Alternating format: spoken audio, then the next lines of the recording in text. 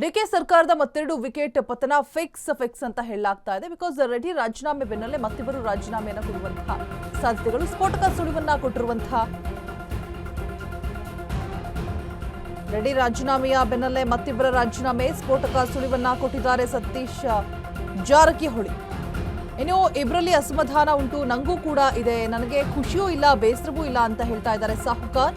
ನಾನು ರಾಜೀನಾಮೆಯನ್ನ ಕೊಡುವ ಮಾತಿಲ್ಲ ಅಂತ ಸತೀಶ್ ಹೇಳ್ತಾ ಇದ್ದಾರೆ. ಡಿಕೆ ಸರ್ಕಾರದ ಮತ್ತೆರಡು ವಿಕೆಟ್ ಪತನ ಫಿಕ್ಸ್. ಹಾಗಾದ್ರೆ ರೆಡ್ಡಿ ರಾಜೀನಾಮೆಯ ಬೆನ್ನಲ್ಲೇ ಮತ್ತಿಬ್ಬರು ರಾಜೀನಾಮೆಯನ್ನ ಕೊಡ್ತಾರಾ? ಹಾಗಾದ್ರೆ ಯಾರೆಲ್ಲ ಹೆಸರುಗಳು ಕೇಳಿ ಬರ್ತಾ ಇದೆ. ಸ್ಫೋಟಕ ಸುಳಿವನ್ನ ಕೊಟ್ಟಿದ್ದಾರೆ ಸಚಿವ ಸತೀಶ್ ಜಾರಕಿಹೊಳಿ.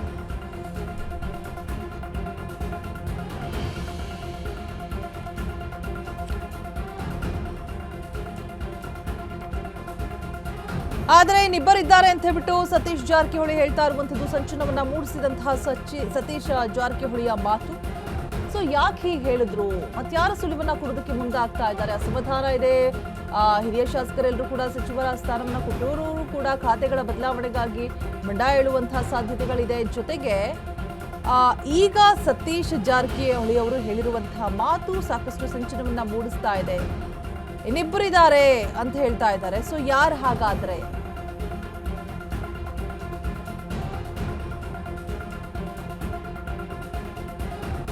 ಡಿಕೆ ಸರ್ಕಾರದಿಂದ ಹೊರಬರುವಂತಹ ಸಚಿವರು ಯಾರು, ಮತ್ತಿಬ್ರು ಅಂತ ಹೇಳ್ಬಿಟ್ಟು ಸುಳಿವನ್ನ ಕೊಡ್ತಾ ಇದ್ದಾರೆ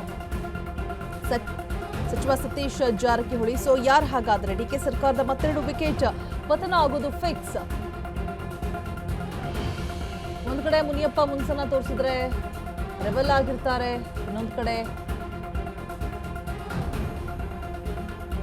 ರಾಮಲಿಂಗಾರೆಡ್ಡಿ ಅವರು. ಸೊ ಜಾರ್ಜ್ ಕೂಡ, ಮೂರು ಜನ ಕೂಡ ಒಂದಷ್ಟು ರೀಸನ್ಸ್ ಅನ್ನ ಕೊಟ್ಬಿಟ್ಟು, ಕಾರಣಗಳನ್ನ ಕೊಟ್ಬಿಟ್ಟು, ಹಿರಿಯರಿದ್ದೀವಿ ಕೊಡಬೇಕಾದಂತಹ ಪ್ರಾಮುಖ್ಯತೆ ಸಿಗ್ತಿಲ್ಲ, ಮತ್ತೊಂದು ಕಡೆ ಬೇಕಾದಂತಹ ಖಾತೆ ಸಿಗ್ಲಿಲ್ಲ.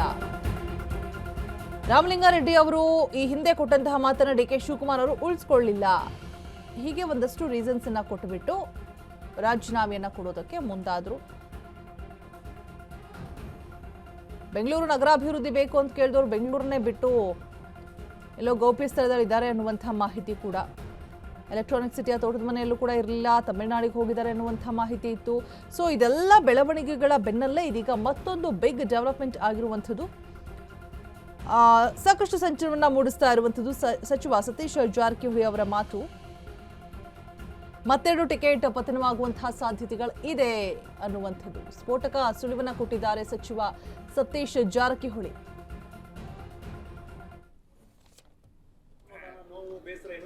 ಯಾವುದು ಇಲ್ಲ, ಯಾವುದು ನೊಂದಿಲ್ಲ, ಯಾವುದು ಸಂತೋಷ ಇಲ್ಲ ಅಥವಾ ದುಃಖನೇ ಇಲ್ಲ. ಸಂತೋಷ ಇಲ್ಲ ಅಂದ್ರೆ ಅಲ್ಲೊಂದು ಸಣ್ಣ ನೋವಿದೆ ಅಂತ. ಇಲ್ಲ ಹಂಗೇನಿಲ್ಲ, ಇದ್ದೇ ಇರ್ತದೆ, ಎಲ್ಲರಿಗೂ ಇದ್ದೇ ಇರ್ತದೆ.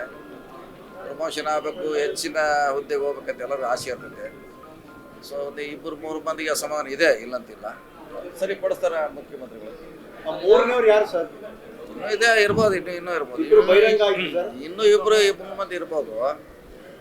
ಅದು ಮುಖ್ಯಮಂತ್ರಿಗಳಾಗಿ ಮಾತಾಡಿರ್ಬೋದು. ವೇಟ್ ಮಾಡೋಣ, ಅಂಥದ್ದೇನು ಸಮಸ್ಯೆ ಇಲ್ಲ, ಸರ್ಕಾರದಲ್ಲಿ ಪರಿಹಾರ ಮಾಡ್ತಾರೆ. ಹಾಗಾಗಿ ನಿಮಗೆ ಅಸಮಾಧಾನ, ನೋವು, ಬೇಸರ ಏನೂ ಇಲ್ವಾ ಸರ್? ಯಾವುದೂ ಇಲ್ಲ, ಯಾವುದು ನೊಂದಿಲ್ಲ, ಯಾವುದು ಸಂತೋಷ ಇಲ್ಲ ಅಥವಾ ದುಃಖನೇ ಇಲ್ಲ. ಸಂತೋಷ ಇಲ್ಲ ಅಂದ್ರೆ ಅಲ್ಲೊಂದು ಸಣ್ಣ ನೋವಿದೆ ಅಂತ. ಇಲ್ಲ ಹಂಗೇನಿಲ್ಲ, ಇದ್ದೇ ಇರ್ತದೆ, ಎಲ್ಲರಿಗೂ ಇದ್ದೇ ಇರ್ತದೆ.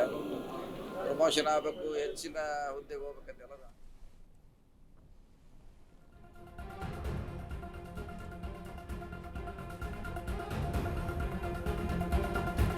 ಡಿಕೆ ಸರ್ಕಾರದಿಂದ ಹೊರಬರುವ ಆ ಇಬ್ಬರು ಸಚಿವರು ಯಾರ್ಯಾರು?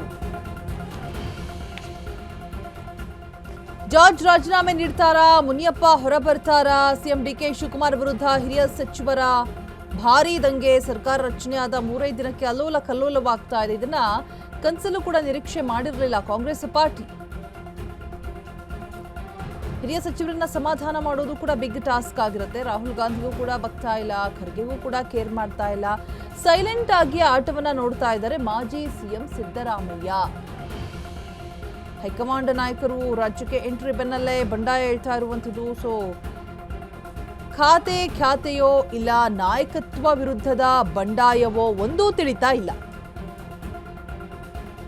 ಬಟ್ ಬಣ್ಣ ಎದ್ದಿರೋದಂತೂ ಸತ್ಯ. ಸೈಲೆಂಟ್ ಆಗಿ ಎಲ್ಲವನ್ನು ಕೂಡ ವೀಕ್ಷಣೆ ಮಾಡ್ತಾ ಇದ್ದಾರೆ ಸಿಎಂ ಸಿದ್ದರಾಮಯ್ಯ.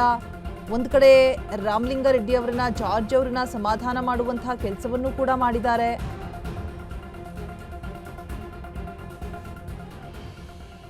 ಹೆಚ್ಚಿನ ಡೀಟೇಲ್ಸ್ ಅನ್ನ ಕೊಡೋದಕ್ಕೆ ನಮ್ಮ ಪ್ರತಿನಿಧಿ ದೀಪಾ ದೂರವಾಣಿ ಸಂಪರ್ಕದಲ್ಲಿ ಜಾಯಿನ್ ಆಗ್ತಾ ಇದ್ದಾರೆ. ದೀಪಾ, ಒಂದು ರೀತಿಯಾಗಿ ಹೇಗೆ ಅಂತ ಹೇಳಿದ್ರೆ ಸರ್ಕಾರ ರಚನೆಯಾದ 3 ದಿನಕ್ಕೆ ಈ ರೀತಿಯಾದಂತಹ ಬಿಗ್ ಡೆವಲಪ್ಮೆಂಟ್, ಮತ್ತೊಂದು ಕಡೆ ಸಿಕ್ಕಾಪಟ್ಟೆ ಗೊಂದಲಗಳಿದೆ.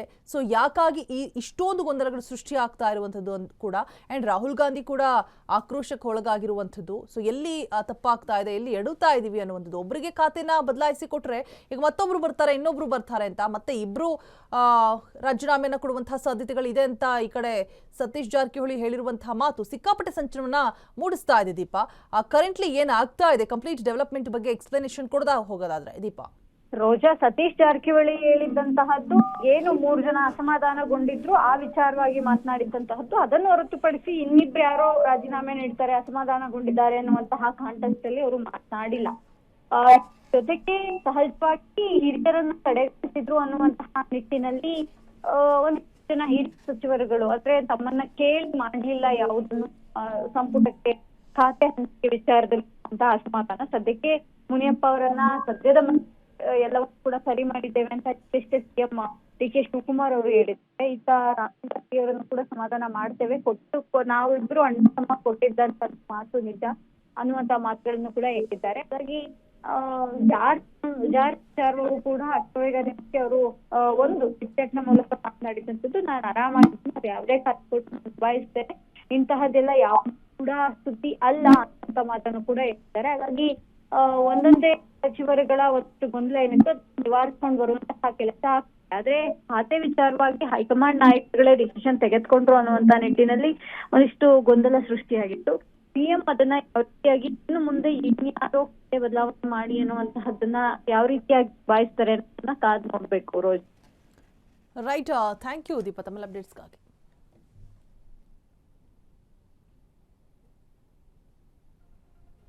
ಹಿರಿಯ ಸಚಿವರನ್ನ ಸಮಾಧಾನ ಮಾಡೋದು ಕೂಡ ಈಗ ಬಿಗ್ ಟಾಸ್ಕ್ ಆಗ್ತಾ ಇದೆ. ರಾಹುಲ್ ಗಾಂಧಿಗೂ ಕೂಡ ಬಗ್ತಾ ಇಲ್ಲ, ಖರ್ಗೆಗೂ ಕೂಡ ಕೇರ್ ಮಾಡ್ತಾ ಇಲ್ಲ. ಸೊ ವಾಟ್ ನೆಕ್ಸ್ಟ್ ಅನ್ನುವಂತಹ ಕುತೂಹಲ ಕೂಡ ಮತ್ತೊಂದು ಕಡೆ ಸೈಲೆಂಟ್ ಆಗಿ ಅನ್ನರಾಮಯ್ಯ ಪ್ರತಿಯೊಂದನ್ನು ಕೂಡ ಗಮನಿಸ್ತಾ ಇದ್ದಾರೆ. ಸೊ ಮನವೊಲಿಕೆಯ ಪ್ರಯತ್ನವನ್ನು ಕೂಡ ಮಾಡಿದ್ರು, ಇಲ್ಲ ಅಂತಲ್ಲ.